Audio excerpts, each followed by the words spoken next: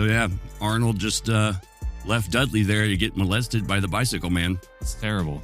I think we all learned an important lesson from that episode. Don't lock your friend in the fridge. Oh, wait. Punky. Sergeant Lassard, what are you doing here? Somebody get my honey. Many wonderful recruits with many wonderful talents, such as making video game noises. Oh, are we ready to start this show? I think so, because I'm shaking uncontrollably. So Yes. I must be excited. Oh, that's just a way of saying hello. Hey, everybody. Welcome back. Hey. Drop the banner because it's season 2. Confetti, everything. We got a big, great show for you, and a redundant one, too. Yeah. Tell every janitor you know that they're going to be cleaning up this ticker tape parade all throughout the city for the next month. See how they smile afterwards. Anyways, we got a great show for you today. It's season 2, episode 1. Season premiere. Yes. And we got a great character here for you. It's Ian Fleming, because you read the title, because you're smart. You already knew You that. know what's coming. Yeah. Well, Also, stay tuned after the episode, because we're going to have Chris Hardwick in the studio, and he's going to be explaining why this episode was so awesome. can't believe you can make a career off of doing A that. show about a show. Man, I thought Seinfeld was good because it was about nothing. Now we got Yeah. show about a show. Just keep it simple, stupid. Yeah. Kiss me. Anyways, we have J-Lo rolling on the wheels of steel. What? And this time, he's got a mic. Yeah. Big Mike. Yeah. Huh? The biggest mic. What? Who? Anyways, That's Killer Mike. He's the biggest Mike. Double K? No. Oh. Anyways, here we are stammering over our own words, trying to bring the truth, justice, and I guess the British way of dealing with Nazis to you Politely. Mm-hmm. So today we're going to be covering Ian Fleming, and we're going to cover his early bio, his military career, and then the things that led to creating everyone's favorite 007. My name is James Bond. James Bond. No, actually, you could actually pretty much split right down the middle Fleming's life. It's basically military, and then James Bond. And maybe a little bit of occultism. That's true. I've got one of our sources for today's episode. It's a little book I stumbled across called The Bond Code, which is right up there with Da Vinci, and that it's mostly nonsensical horseshit, but still, nonetheless, an entertaining read. It's got some intriguing ideas in it. Like CCC plus? Sure. It's coding. Oh, I see. And at the end of the episode, and we've just been informed that Chris Hardwick will not be here. So J-Lo's going to read some of our fan feedback we've been getting. It's going to be spectacular. Yeah. Thank you so much for listening. And you Actual guys real-life fan mail. Thanks, guys. Yeah, that's pretty sweet. We never would have dreamed, that what we're doing is reaching so many people and filling their days with smiles and dick and fart jokes. Yeah, and being aroused and confused and titillated. Maybe even learning something here and there. Yeah. So, my sources today come from the imperialwarmuseum.org.uk and one Mr. Wolf III, who wrote a very sweet article on Ian Fleming, and also the World War II Museum of New Orleans. Really, New Orleans? Yeah, that's where some of the good articles are. Anyways, pretty flippin' sweet. Ian Fleming was born in 1908 to a very wealthy British man. And woman. Her maiden name, I believe, was Croix Rose, which is the inversion of Rose Croix, which means Rosy Cross. So already, see, occult connections. The Rosicrucians, his mother may have been, somewhere in the bloodline related to that particular movement. Christian mystic sect. Very comparable to the Illuminati, except mostly good guys, benevolent-ish. So he was born May 28th, 1908, in Green Street, London, UK. Died August 12th, 1964, Canterbury, UK. Have one child, Casper Fleming. Maybe. No, he's a ghost. A friendly ghost. Yeah. Yeah, it's strange. You wouldn't think it, but sometimes people tend to die from drinking fucking quart of gin and smoking 60 cigarettes every day in their life. Yeah, but at least, he exercised, right? Yeah. Yeah, he did. He was a real pea hound, we'll say. Oh, did you know that before he got into the military, he was actually a really terrible stockbroker? I did not know that. Yeah. He was so terrible at it, his friends told him to please stop. So you might say he could step in some S and fall back into some P 500. I do know that early in his life, he was very into Jungian psychology and actually translated several papers written by Carl Gustav Jung. Excuse me. Well, there you go. Mm-hmm.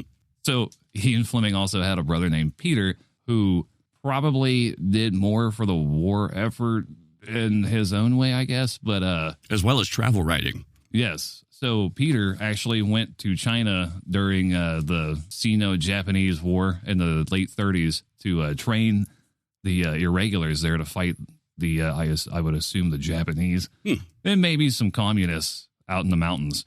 That's Mao Zedong and all that stuff. We're not talking about Peter.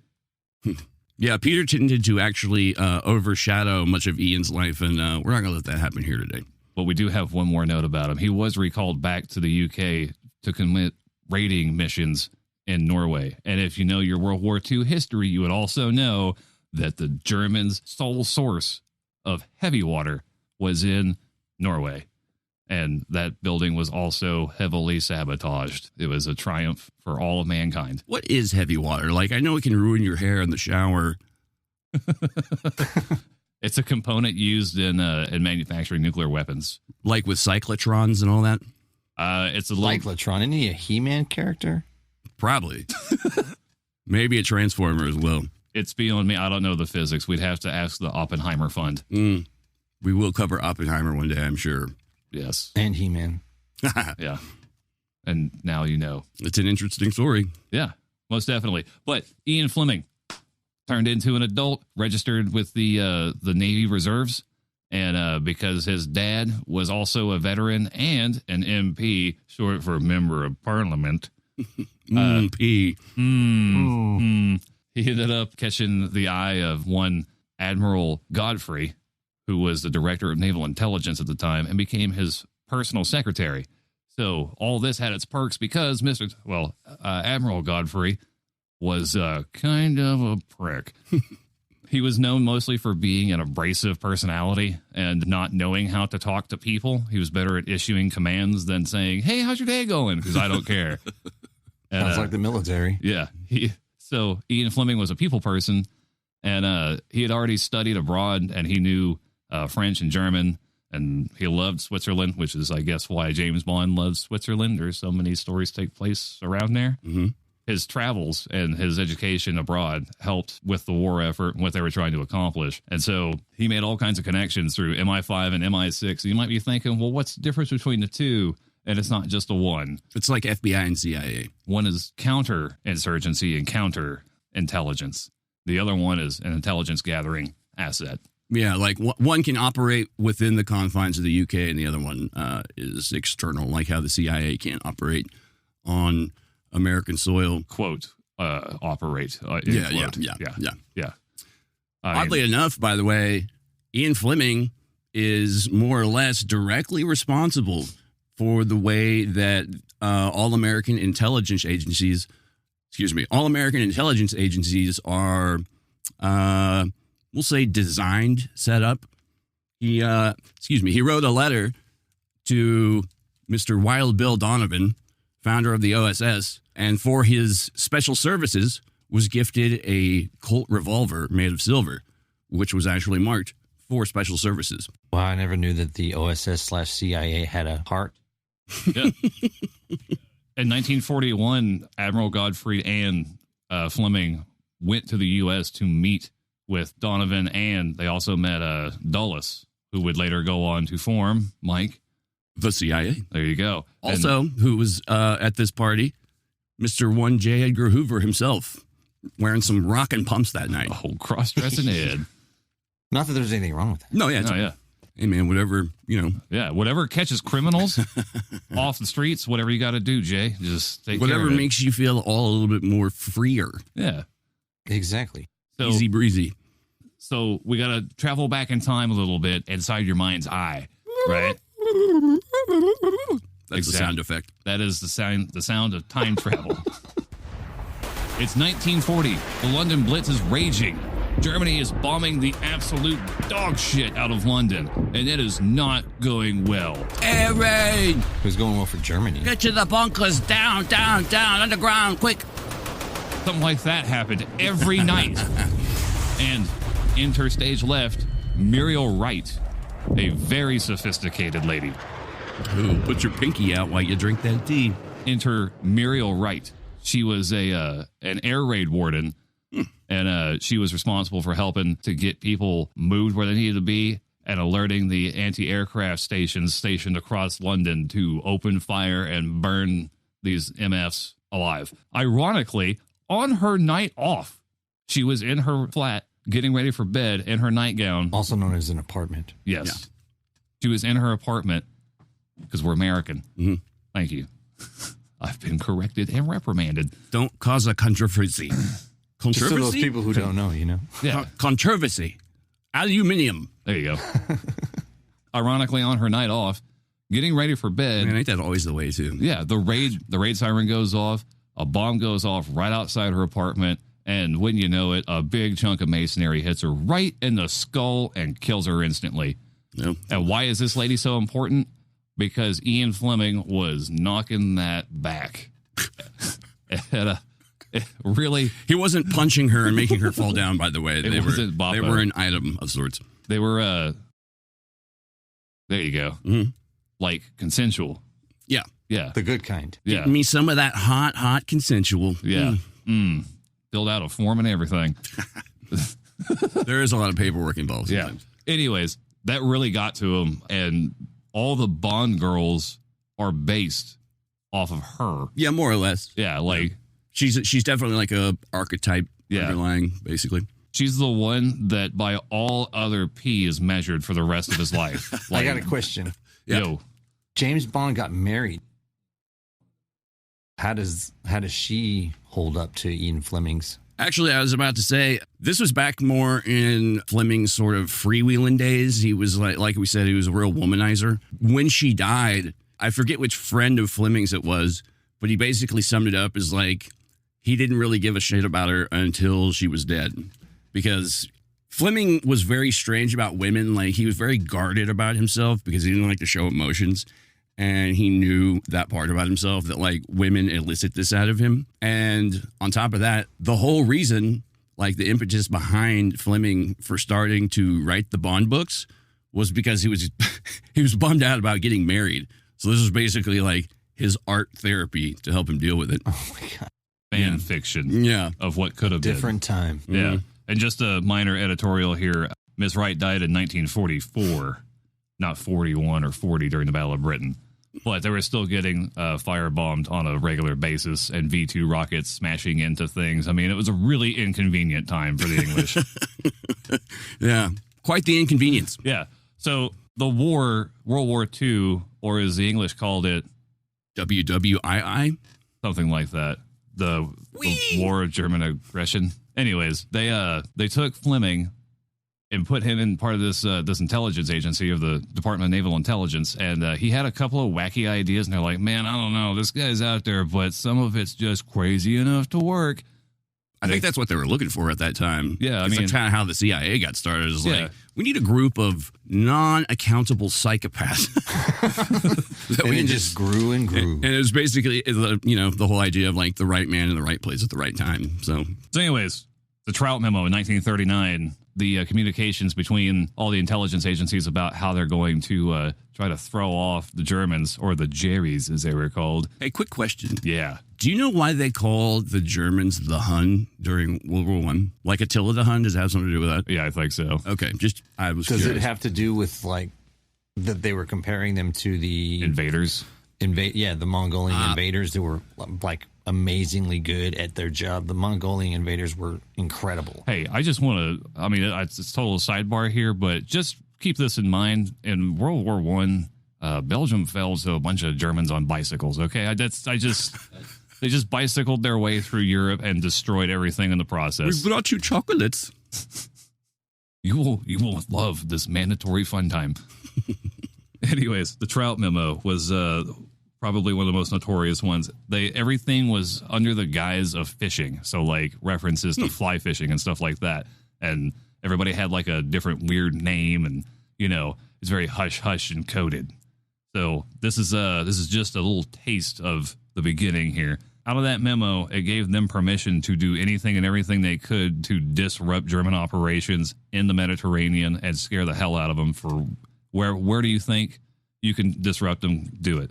They're like, okay, yeah, I got this guy. So the head of the operation was Captain Ewan Montague and his Rear Admiral Godfrey. They were working together on this, and then you had Lieutenant Commander Ian Fleming. Oh, wait. Rear Admiral Godfrey was a guy, right? Yeah. Oh, okay. Real person. Anyways, yeah. Sorry, man. I'm going Not something you do to the nerd in your high school. Yeah. Give him a Rear Admiral Godfrey. So dumb. Nerds! So dumb. Anyways, they had a couple of good ideas. Mostly it was, let's throw this distraction out there. And their operation was Operation Barclay, and which was the actual mission to start disrupting what they could. The submission was an idea that Ian Fleming pitched in a meeting one day, and they're like, that's fucking insane. This will never work. They're like, no, I'm telling you, we'll take a body, right, that's kind of fresh, right? Because it's got to look fresh, right? And we'll stuff it full of seawater in the lungs, and then we'll make it look like he's a British soldier and put a bunch of stuff on his person to make it look like he's a real person. They're like, Ian, he is a real person. It's a corpse. He had a life. I know, but we have to make up a life for His him. His name was Robert Palmer.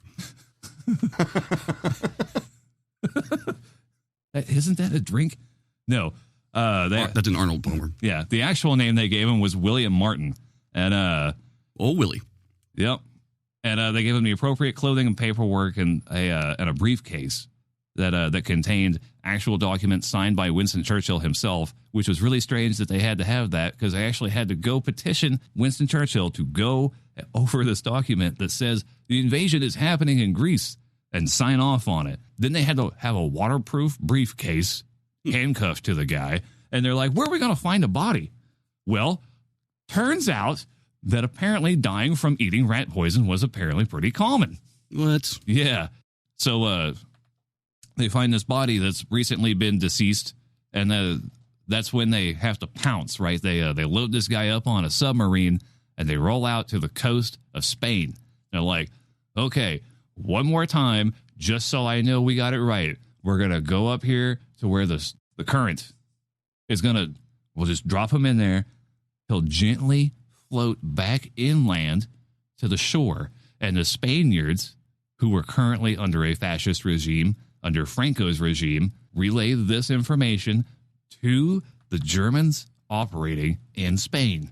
Then they will go back to Germany, and that will make its way back to Hitler's desk, and they will do something about it. And then we'll know it worked. Well, what if it doesn't work? Then it doesn't work. Then plan B. Plan B. Plan Z. We just turn the ship around and go home because... We pull a Leroy Jenkins. Yeah, there you go. Got to do something. So, they also had to have guys on the ground in Spain because the fascist blood mainly falls in the plains of Spain. I thank Mike for that one because that was our warm-ups today. Anyways, Spanish... The fascist in Spain fall mainly on the plane. Yes, the plane. One had the red flag, one had the black one. That's a Clash song, right? Yeah.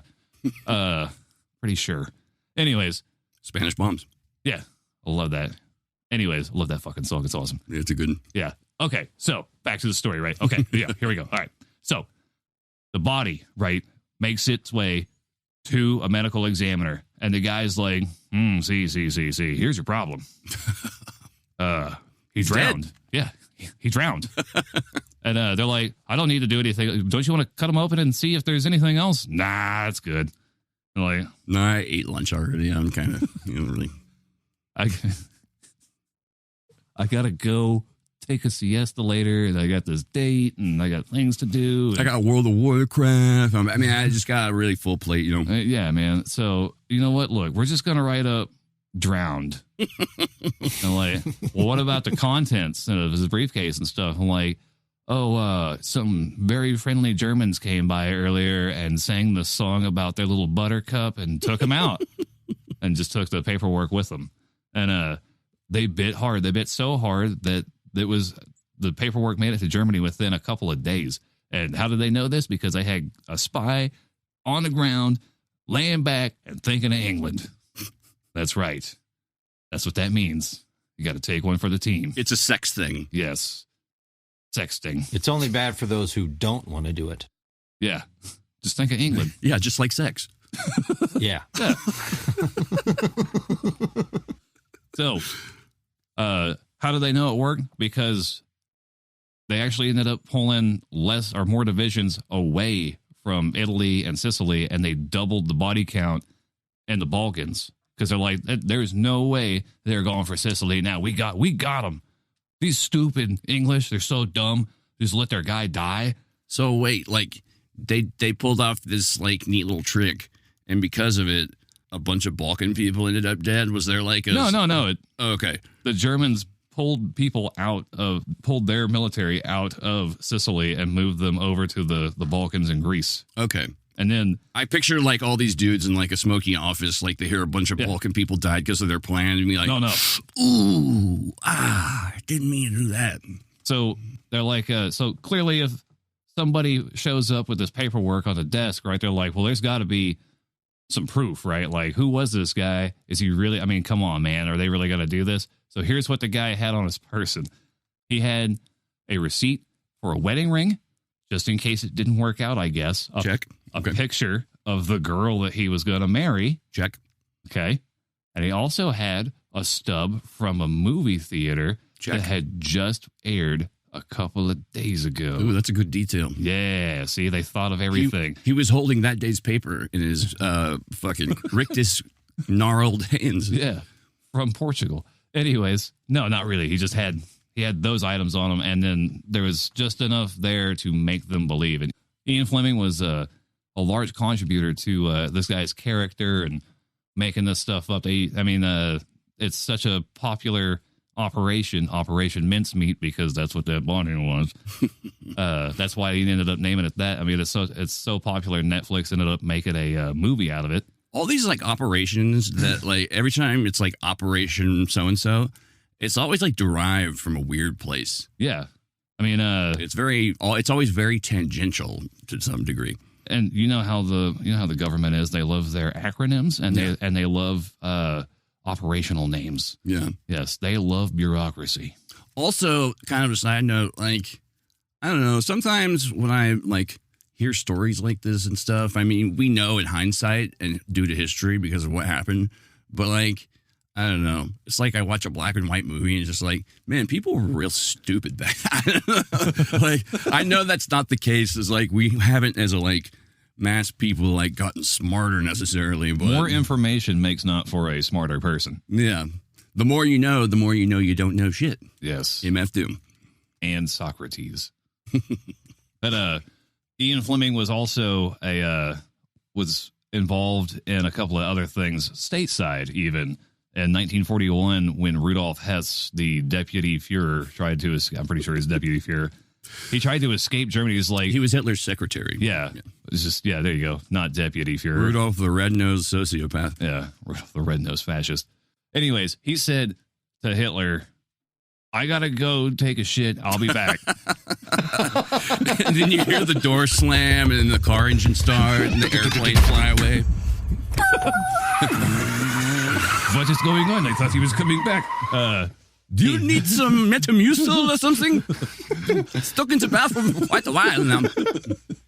Meanwhile, Rudolf Hess made the daring escape to friendly Allied territory where he said, I am the guy in charge now. I can negotiate a surrender of the German government. I have the authority. Yeah, most of the most weaselly Nazis were the ones that were always trying to make a fucking deal. Well, this guy played let's make a deal with some Scottish farmers. He crash landed on their farm, and they're like, hey, that's pretty strange there. That ain't usual. Yeah. And they're like, hey, this guy Guy jumped out with a parachute and The plane doesn't usually crash on our farm on Wednesdays. It's always on a Tuesday that happens. you're a little far north there, guy. You're going to have to turn that thing around. Yeah. This is how people in the northern English countryside sound, by the way. Yeah. Canadian, Yeah. We're just, we're These not are just- sure. Nova Scotian. These are approximations. This is more of a recreation. Yes. Artistic liberties taken. Anyways, he said, take me to your leader. And they ended up taking him to a jail cell where he was picked up by British intelligence and mercilessly beat and questioned. Yeah, actually, when they picked him up, supposedly, according to Ian Fleming at least, he was like completely delirious and he was like just babbling and shit. He was saying all this stuff about occult and mystical symbols stuff, kind of like laced through his ramblings and whatnot. So Fleming was like, okay, I mean, I recognize some of what he's talking about. We should get an expert in here. And guess who they called? Who? Boom, boom, boom. The great B666 himself, Aleister Crowley. Thank you very much. No shit. Thank you very much, I'm Aleister Crowley. That's what he really sounded like. Yeah. Yeah, man. That's Yeah. crazy. Yeah, That is crazy. Crowley was actually, he kind of consulted in that particular situation, but he was also more or less a British intelligence officer. So let me get this straight. On his resume, it starts out Satanist and government consultant. I wouldn't really say he's a Satanist, more of a diabolist, really. He didn't adhere to Christian morals. He just kind of used that iconography to shock and piss people off. But he knew, I mean, he knew that, like, from his occult knowledge or whatever, that symbolism and basically symbolism is super important. Perception is key. He's the one who actually, I think this is apocryphal. I haven't found anything to necessarily back it up, but he's the one who suggested to Churchill the whole V for victory symbol because, symbols have power. Yeah. So if you start it was sort of like a sigil or magic talisman, and you start flashing it around. And then Churchill got it wrong one day and flipped it around. They're like, oh, yeah, you know what that means there? It means up your bum. Yeah. Well, hey, it was from Crowley. So And it's hilarious. That picture is still out there. It's greatness. That's awesome. But anyways, one thing that we did not cover, though, was we got all these code names for operations and stuff. So you would think that 007's creator probably had a code name too, right? You want to know what it was? What? 17F. I kind of thought it'd be a little bit more imaginative than that. But they did work in room, room 39. Not very imaginative either. But I guess, there's only so many names. Anyways, so, Operation Mincemeat happened around 1943. I know we're jumping around a lot, but to basically create a nice little timeline here, Rudolph Hess happened in 1941, and this also the same year that your boy Fleming went to the U.S. and met our guys Dulles and Donovan and got all that stuff going on. In 1942, Godfrey actually got removed from his post as director of naval intelligence. Fleming, as goes Godfrey, as goes Fleming, right? Like, since he was the gopher, right, the in-between man for this abrasive character, like he's got a reputation with everybody, but now the authority behind his voice is gone. So they reposted him too to create a new task force inside the Special Forces, and he ended up creating a small little ditty called 30 Assault Unit, or 30 AU. yeah. These guys were essentially like the Wu-Tang Clan of commandos, because every one of them had some kind of specialty in knocking down Nazi installations or German installations to harvest intelligence. They were kind of like the Inglourious Bastards. Yeah, except there was no Bear Jew. No. That we're aware of. Yeah. What's Bear Jew? Just kidding. You know who was in Assault Unit 30? No. Children's author, Roald Dahl of James and the Giant Peach fame. Sweet. I love that book. Yeah, his job was to basically bang everything he could. That's where that certain aspect of Bond comes from. It's That's kind have of, sex with, right? yeah. Oh. Fleming kind of based that whole little bit of womanizer character on himself and Dahl. Also included in this unit, Fleming's first cousin, Christopher Lee, old Saruman himself, Count Dooku. who would later go on to actually, strangely enough, be a Bond villain in the movie The Man with the Golden Gun. He played Scaramanga, which is a fucking badass supervillain name. So I was going to say the reason I said it's like the Wu-Tang Clan is because it actually started with 30 guys and ended up with 100, but they still kept calling it. Tremendous success with his operations, right? And this is like, he's a lieutenant commander, so he's actually in the field doing this with these guys. Like, he's in there cracking skulls and kicking in doors. And yeah, he wouldn't ask them to do anything he himself wouldn't do. Yeah, I mean, like, they got that's a good boss. Yeah, that's a great boss. In the trenches with you and whatnot. But anyways, they're kicking in doors and beating people upside the head with double-sided Bilbo Baggins. Yeah, it was basically their, like, remit or, like, you know, primary goal was to find codes, ciphers, to basically obtain any sort of unknown technologies or, you know, blueprints, schemes, schematics for them, etc. Like, this, all this kept going until about 1944, and I guess around the time the invasion actually happened and they were gaining traction, he got promoted to a full commander. Yeah, which means you're pushing papers now, mister. You're too important to us to lose to, you know, somebody being drunk or. Yeah, there was a secondary reason behind that as well. His, I believe, immediate superior, the man's name escapes me at the moment, but he was like, man, this Fleming guy's like made something pretty cool. I think I'll take it. That's why 007 was a commander before he was 007. That's part. I think so. The British Navy. Basically, like Fleming based very much of the books on stuff that he himself experienced or like people he knew in real life. That's where he got a lot of their names. Like these were people he served with, or even before that, going back to his days at Eton, the Young Boys Academy. He knew, you know, people named like Drax or Scaramanga. It's where he got these names, basically. So after he couldn't do what he wanted to do, you know, caving in skulls and kicking in doors. TCB. He created a new task force because, you know, the war is still raging. He's like, well, I want to do something. Give me something cool to do. So he created Target Force, or T-Force, which had a similar mission, but it was more like, let's go raid all the labs and all the research facilities for anything and everything we can. And maybe let's grab a few scientists while we're at it. Oh, yeah. And so as they were making progress throughout Europe, getting closer to the Rhine and passing the Rhine, they were taking guys and putting them back in, let's call them a detention center. Well, that's concrete box number 1. Yes. Generic prison box for learning.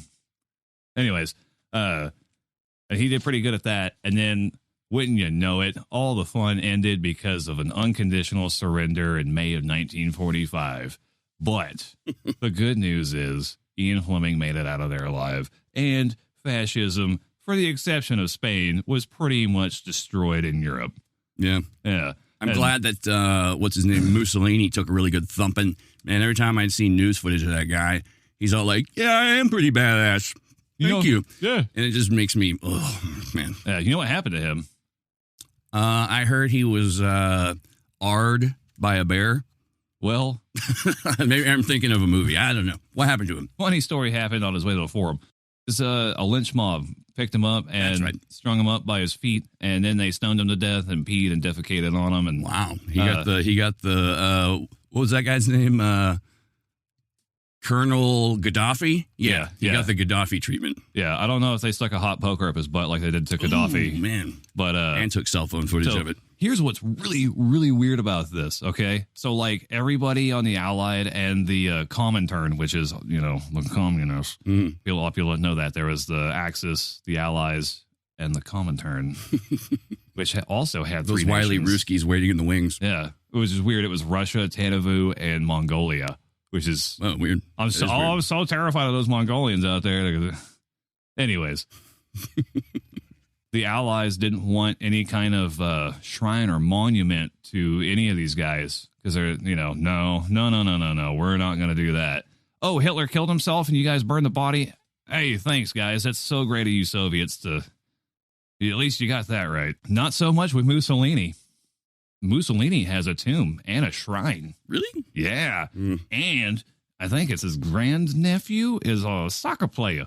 Wow, weird. Yeah, and they're still very active in politics, and people still go to his shrine, which is very well maintained for some reason. Strange. Yeah, those Italians, man. They Hasn't been peed and defecated on? well, I mean, they got a good cleanup crew, if that's the case. Oh. But it's man, it draws in some people. It's just weird to see that. What I've seen from history and movies and stuff, you know, the Italian people in all these movies, and I'm just using these movies as an example. I'm not saying in real life. It's accurate portrayals of Are you reality. about to talk about the Italian Spider-Man? Oh, is he going to build a house out of? No, but he has a nice mustache. Webbing. Yeah, webbing. But he talked them out of a monarchy and then into listening to him. And then he talked himself into getting fired. Let's put it that way. But yeah, Ian Fleming, that guy, after the war, he ended up moving to or getting a house in Jamaica and hooking up with another lady because, you know, why not? She was a heiress to something or other. Good research. This guy. I know. Yeah, his house in Jamaica, he actually named it Goldeneye, which Fleming had quite a flair for the dramatic when it came to like giving stuff cool names. He also worked that into a lot of his fiction. But yeah, all the local Jamaicans knew him quite well. And yet also, strangely enough, this heiress happened to be the only like white lady in Jamaica. So, I don't know. Odd how that. Didn't the King of England get exiled to Jamaica, or is that the Bahamas, Aruba, Montego?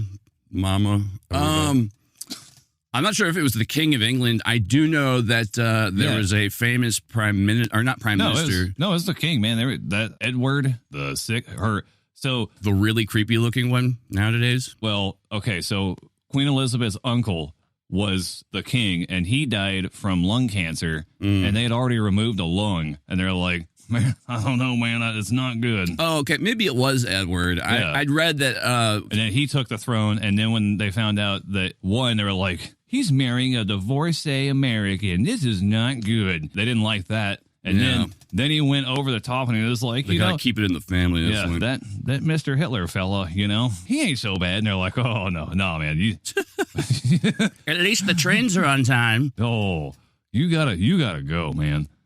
Yeah, I believe it. I guess it was Edward, because I remember reading about Fleming, like someone sick who was of a high position, like came down there to like convalesce or whatever at his house. He invented the Windsor knot. No kidding. Yes, wow. Invented a knot. Yes, that's one for the history books. How about that?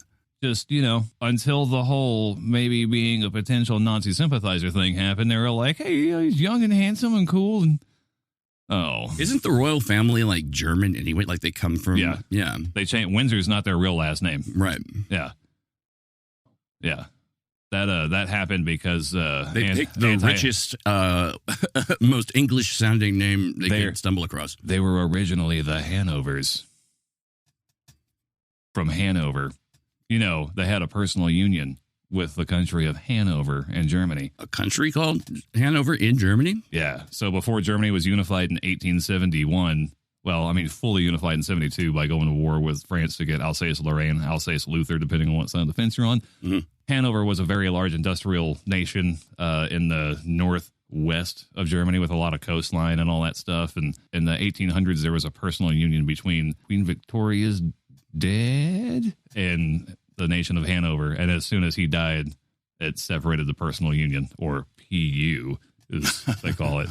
Sorry, there's like there's like a million things that's got to go back and talk about to one step forward, 10 steps back on some of this stuff. Yeah, it's there's just so much. Yeah, he's had quite the eventful life, and it's very easy to kind of split down the middle of his childhood to adolescent years, and then right into like military, World War II, and then split right down the middle, and from there bond, and just basically living a life of leisure afterwards. When did he write the first Bond book? It was I want to say it was the late 50s, early 60s. I know that. I know he was alive to see the movie Dr. No. What? And I think he died not long after that. Is that what killed him? Curse these metal hands. I like that movie, though, but, you know. Oh, no, yeah.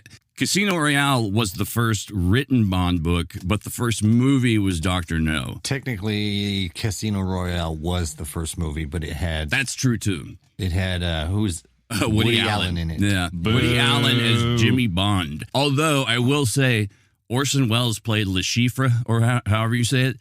Wow. Yeah, he was the best thing about that movie. Was Woody Allen super neurotic the whole time? Yes, of course he was, obviously. Oh, man. Woody Allen. Was he playing the clarinet the whole time?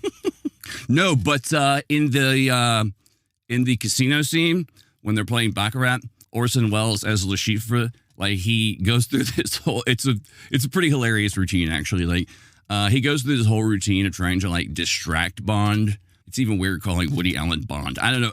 He goes through this whole like scenario of trying to like distract him and throw him off his game. So he's like sitting at the Baccarat table and he starts like playing a fucking trumpet and doing magic tricks and like throwing cards and doves out everywhere. I got 2 strings. Now I got 1. Yeah. 2 strings, 1. Yeah. Okay. Next trick. Yeah. And, you know, just generally sitting around drinking giant bottles of wine and forgetting his lines, I'm sure. You know, one of the inspirations for Casino Royale actually took place as a real event in 1941 with the Nazis gambling. Yeah, he was in. They were. Excuse me. They were. That's a cool story. In Portugal, Wow. They were in Portugal at a gambling casino place. A den of iniquity. Yes, he saw 2 German officers there on paid leave, or maybe not. Maybe they're AWOL. It's like just fantasizing about, man, I wonder what it'd be like to just bankrupt both of these buttholes. Yeah. Also, with Casino Royale, he took another one of his real life connections, and the original character of Le Chiffre, the villain for Casino Royale, Le Chiffre was the one who was based on Aleister Crowley. A lot of people think that Blofeld was also based on him, which he partially was. But I found out through a little research that Blofeld was, in fact, actually based on a Swiss banker. His name escapes me at the moment. But, man, he is quite the odd-looking individual. Andre Fizzlebottom. Esquire the Third. And, yeah, that's actually one lead-in to several of many that counts as Fleming's connections to the occult world. Are we ready to talk about that? You got a little more history to hit us over the head with? No, not really. I mean, I do have one question about what was the name of the Bond villain at Casino Royale? Le Chiffre. It's French for the cipher or the figure. I thought it was Le Chiffre. I thought it was. It probably is. I speak French terribly. You read it. Not at all. You read it. That's why you're saying. I thought it was Laquifa. You always think it's Laquifa. I know. You stayed at a Laquifa Inn. The character, his name translates to the cipher or the figure because apparently he, at one point, he just ended up inside of a concentration camp with amnesia and broke out somehow or was liberated and ended up becoming like an underworld finance minister for Spectre. So, you know, fucking real motivated guy to do that. What was out of a concentration camp? What was the name before Spectre? Oh, Smersh, but that's a different Smurf. Smersh. Oh, It's a Russian word. It's a Russian phrase, basically translating to "death to spies." So it was sort of a counterintelligence agency. But yeah, here we go. So yeah, I read Philip Gardner's book, The Bond Code. I mean, he makes quite a few, I'll say, baseless guesses and stuff that sort of act as the foundation for a lot of what he gets into later on through the book. There's a lot of etymology that he just sort of pulls out of thin air, like this word sounds like this word or whatever. But most of it is directed towards like the characters and their names and like what the characters' names secretly mean. Like Vesper Lind, like one of the first Bond girls, her name apparently means like the awakening of night. So he's getting a lot of these like very like ooh foofy doo and purple prose like phrases out of people's names. Hey. But very Dickinsonian. yeah. So the occult history of James Bond, pretty fucking interesting, actually. The first place this always traces back down to is a little historical figure from the UK's past. It's a fellow by the name of Dr. John Dee, who was actually, in fact, the original 007. And he helped found what basically passed at the time for England's intelligence services. We're going to definitely do an episode on John Dee. He's an interesting cat, lived a very interesting life. Quick rundown, though, basically like the Cliff Notes. Version of this dude's life. He started out as a book collector, a scientist, a polymath, list of disciplines as long as your arm. Very smart dude, very well read. Started collecting books and actually started up the first like major library in England. A lot of occult books, very interested in the occult. And this is all taking place during what is now known as the Enlightenment. So more or less this meant, hey, if you're into like astrology or alchemy, etc., you're probably a smart dude. So we're not going to set you on fire just yet, but watch your ass, basically. Or we'll set your ass on fire. Yeah. Well, they'll do more than that. I don't know. There seemed to be some kind of reconciliation, like with the church and kind of like alchemy and stuff like this going on at the time that was becoming like very popular and trendy. A lot of scholars into it. Plus the whole alchemical idea of turning lead into gold was very fucking popular, obviously. The church, every like royal family was like very keen to get in on it. So around this time, you once again saw basically the idea of the royal court alchemist. So basically everyone had like their own in-house Merlin, more or less, or at least they were hoping so. Most of these people, in fact, turned out to be frauds and charlatans. Old Johnny boy here, he was actually like into some real shit. It's still somewhat disputed. There's a lot of ifs, ands, and buts and, candy and nuts and a whole bowl of granola. But more or less the story is later on in life, he would get into creating a language known as Enochian, which is supposedly the pre-Adamic language that humans spoke before the Tower of Babel story, etc. It's like 1500s, 1600s. Oh, I didn't realize he was from like way back then. Yeah, bro. Yeah. I thought he was in like World War II or something. No, this shit goes way back, dude. This is why I assume there's like Da Vinci Code shit going on here. Oh, wow. Yeah. Okay, so what, Ian Fleming was like super hardcore into that? No, because John Dee was the first 007. He started the intelligence like community. So I'm basically like building the foundation of like more or less throughout history, British intelligence has brushed up with the occult. Okay. There's been like an intertwinement. Wow. Yeah. So a lot of entanglements, we'll say. So yeah, later on in life, John Dee got into like conjuring angels, basically, supposedly, with his partner, another charlatan by the name of Edward Kelly. Like I said, we'll do an episode on Dee. I just kind of want to like give the basic fundamentals of this dude's story. So Cliff Notes. Yeah. There was one major alchemist from back in the day, a very popular one, if you can say there's such thing as a popular alchemist, by the name of Paracelsus, which means better than Celsius because, I don't know, fuck Celsius. But anyways, his real name was in fact Theophrastus Philippus Areolus Bombastus von Hohenheim. His areola in his name? Yeah. Whoa. Yeah.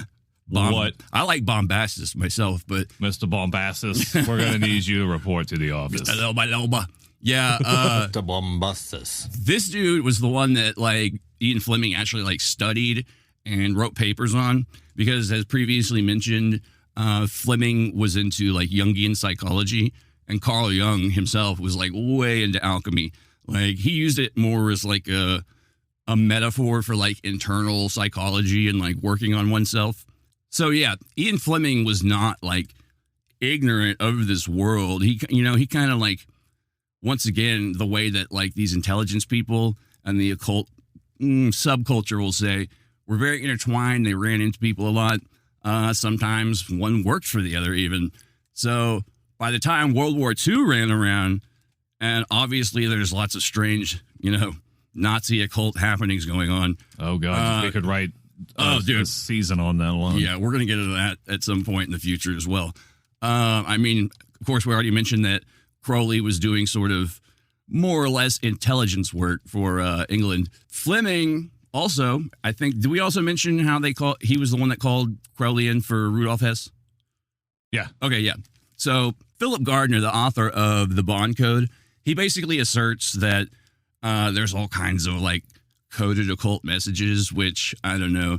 If you have a good enough imagination, you can interpret the shit out of anything and find what you're looking for. So there's supposedly a lot of symbolism. I mean, there is some and some of it's straight up overt. The Bond book, Live and Let Die, I believe it was, is filled with voodoo references. Baron Samedi, a voodoo god, or Loa, I think they're called in that particular belief system, he makes an appearance. So, I mean, it's not all, you must decipher the code. Some of it's straight up in your face. Bond also, because of the belief system called Gnosticism, one of their central figures is a female named Sophia, which translates to wisdom.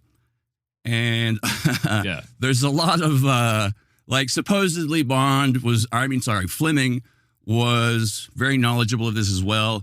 And a lot of, Bond's got a lot of ire and flack from feminists, feminist criticism for being overtly misogynist, which he was. I mean, calls them like he sees them. But there's a movie with Sean Connery, and he walks up to this girl and just grabs her by the arm, and he's like, "Come with me." Yeah, and she's like, "Okay." He's telling Barbara Walters, "I just smack her with an open hand." Oh my God! You can find it; it's out there.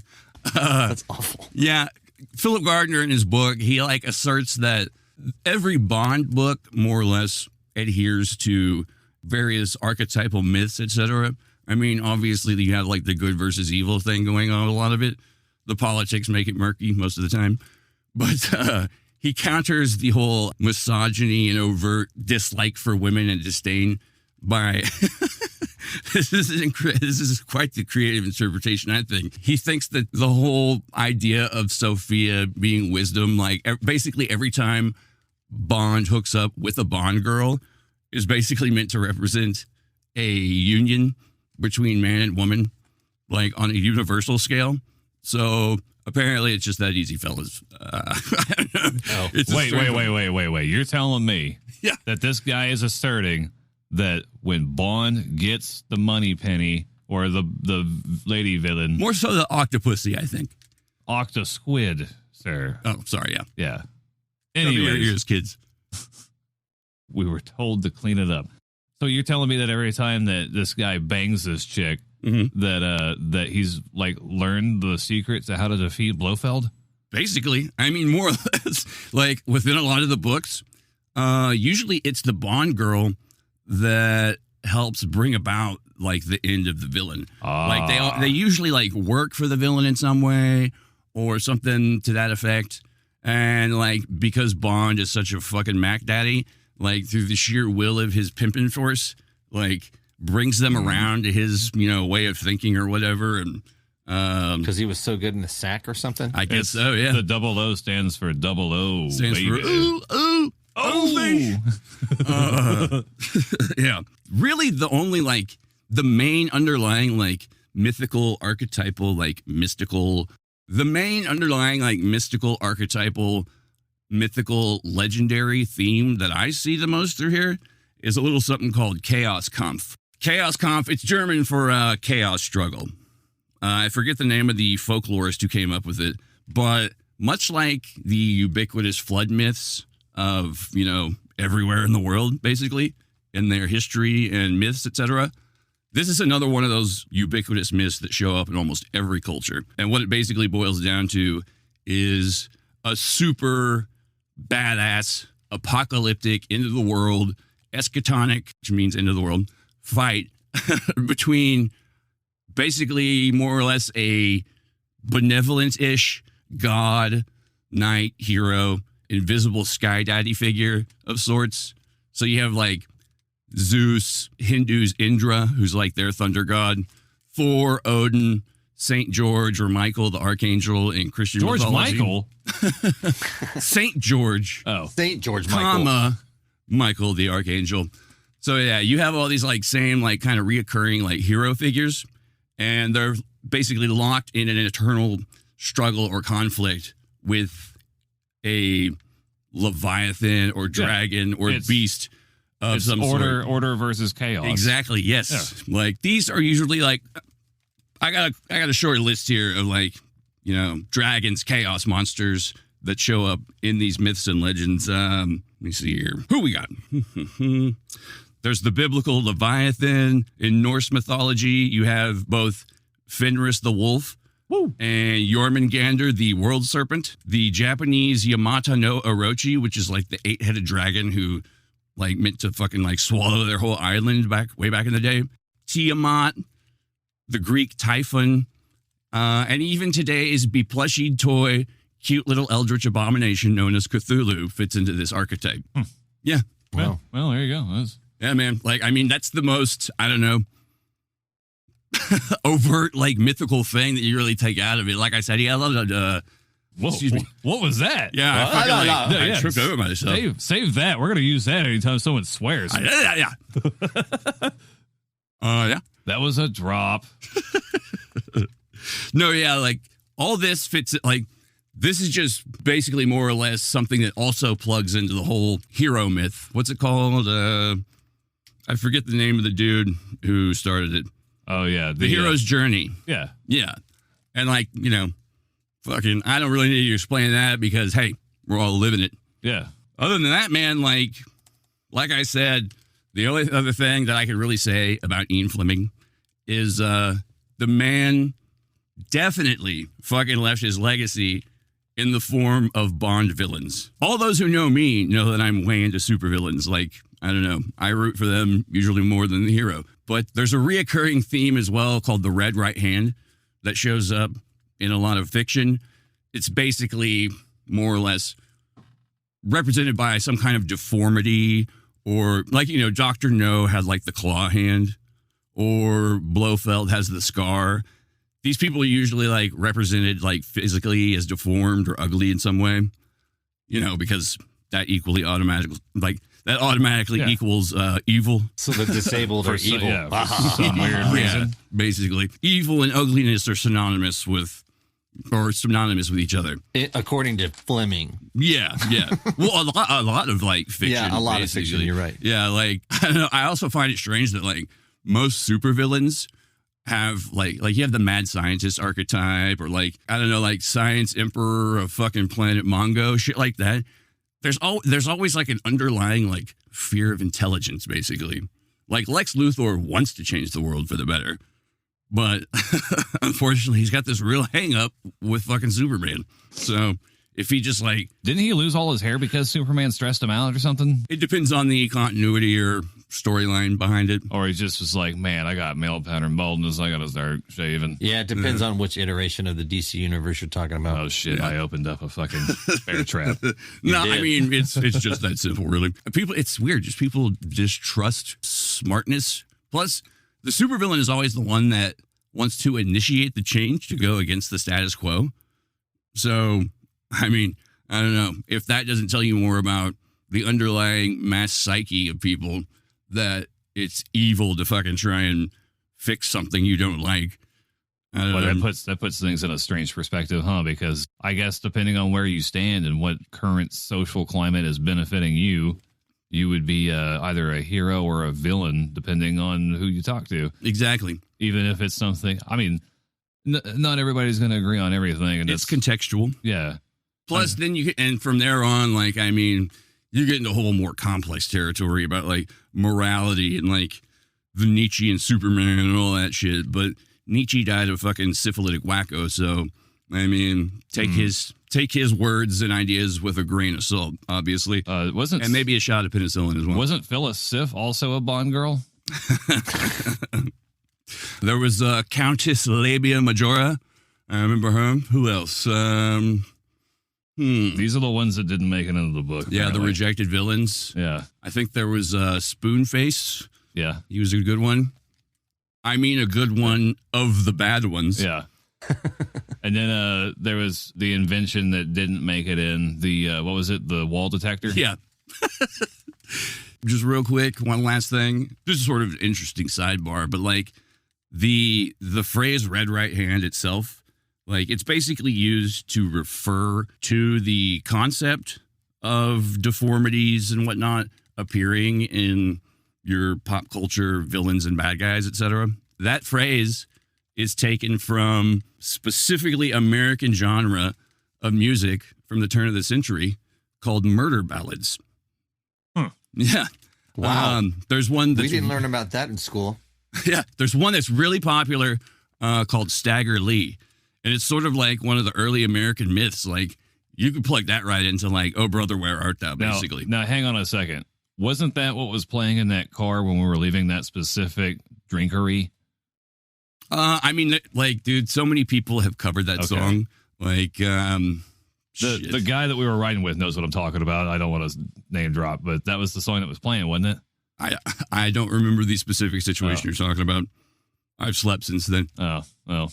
But the most cool one that I can think of just right off the top of my head is the Nick Cave version. Plus, he does another song where he mentions, like, a dusty black coat and a red right hand. Yeah. Yeah. That song they use in Dumb and Dumber. It's a fucking badass song. Yeah. But, it's a very specifically, like, American creation.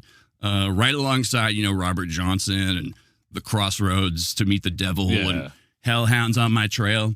So, I don't know, like... Mac the Knife. Mm-hmm. It's, I don't know, this is one of those things I love that's about how myth and popular culture and fiction, like, intertwining and working its way through our everyday lives. These are, like, the weird little, like, bits of magic and fucking craziness that, I don't know, make things a little bit cooler, to me, at least. That's the fucking occult side of Bond, man. I don't know, I had to draw a lot of my own conclusions. Sorry, I was looking for the fan mail. I had to draw a lot of my own conclusions because, like, other than a lot of the etymological stuff, like, the Philip Gardner thing is shaky at best. It's entertaining, fairly entertaining read, but, yeah, I don't know. He's looking way into it, like, for example, we used to know a guy, I'm not going to name drop, but he thought that the secrets of the universe were contained in a movie called Gummo. And, I don't know if anyone out there's seen that particular film, but there is nothing even remotely close to representing a secret of the universe or some lesson to be learned. So, to say the least. Yeah. If you, I don't know. Wasn't Rosario Dawson in that one? Or is that Kids? That was Kids. Okay, yeah. Yeah, I mean, if you stare at anything long enough and look deep enough, you're going to, like, broadcast your own meaning into it or take it out of it. Yeah, assign value. Yeah. And then it'll have meaning. If you think about, like, the number 23 all the time, you're going to start looking around and seeing 23s everywhere. You're going to start spotting them out. Isn't that what the breakfast taquito at Whataburger is? A 23? Yeah, number 23. See, it's already happening. Yeah, look what you did, Mike. Yeah. Now they're all going to be getting taquitos. Man, that's one very specific bit of information to hold in your mind. That's free of charge, guys. Anyways, we got some feedback from you guys from the first 6 episodes, and J-Lo is just chomping at the bit to relay what you guys had to say. I can't believe we have fans and fan mail already. Yeah. On Facebook Messenger. Yeah, here we go. Here's the first one. It's from a lady named Art. Ooh, a lady. It says, heartbreak, my sex videos are only here. My masturbation video with pretty pussy. Open my pussy video. Watch now only here. Well, isn't that nice of her? And it says it's free. I'm guessing English might not be her first language. I don't know, man. Shakespeare, watch out. Thanks for being a fan. Yeah. Right? Yeah. That's awesome. But spread the word. There's better news. Amongst other things you might be spreading. We have more. Sweet. Hello, dear. My pussy is wet now. I gave you an naked sex video. Get it now for free. Who is that from? Ruth Bader Ginsburg? It is also from Artemisia. She's a very nice lady. Oh, wow. She's dedicated. She is dedicated. That is a diehard fan. Mm-hmm.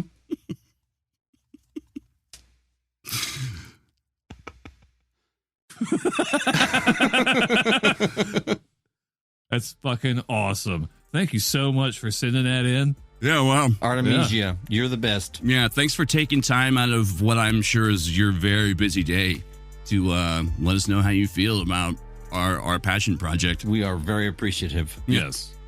It's just, I mean, I am humbled that, As am I. yeah, I'm not. I'm full of pride.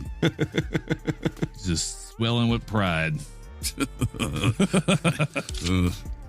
So I just wanted to make sure that I relayed this out there because we gotta be good about this. Thank you, JLo, once again for sharing that fan mail with us. Thank you. Our articles came from the National World War II Museum.org, and I want to thank the author of the article, Secret Agents, Secret Armies, Who Was the Real James Bond, written by Walter Wolf III. Cool name. Yeah, right? That dude must be a fucking hard ass, I bro. bet he looks kind of like a walrus. The big mustache. That's just what I picture in my head. And also want to thank another article we used, the inspiration for Ian Fleming's Bond Girls article by Kristen Wood. And I just want to make sure I got those two out there because I don't want to get yelled at for not citing the sources. You guys did a great job. I was intrigued with every sentence in those articles. Those things are awesome. I want to specifically not extend a thank you to Philip Gardner. I do want to say, hey man, keep doing what you're doing. I mean, you know, you have a very inventive mind. I'll say that much. I think I pulled a lot of my info as well from the same website that Matt mentioned earlier. And also, I'd like to thank myself because a lot of this is from my own brain and my own musings as well.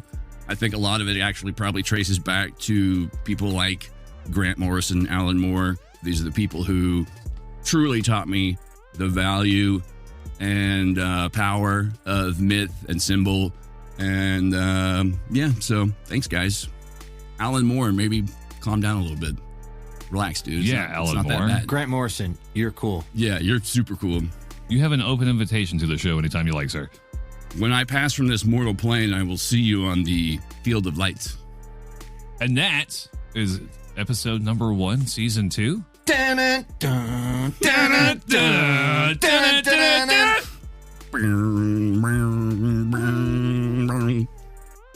This podcast, Copyright.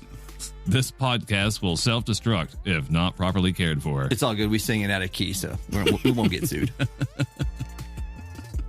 How do they know what song we're even singing? Good night, everybody. We love you. Bye. Bye. Thanks for tuning in. Be back next time when we discuss. I'm not going to tell you who. I'm going to leave you hanging, but it's going to be awesome.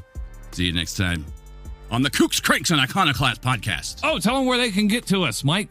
Because we're so professional, we've also set up an email where you can get a hold of us and tell us how much you love us, tell us how awesome we are, tell us how handsome we are, and offer constructive criticisms and hate speech. The email is Kooks, Cranks, and Iconoclast, all one word, at gmail.com. No ampersand. No ampersand. Yes, the word A-N-D spelled out, because we don't cut corners around here. That's right. Except for the part where we left out the.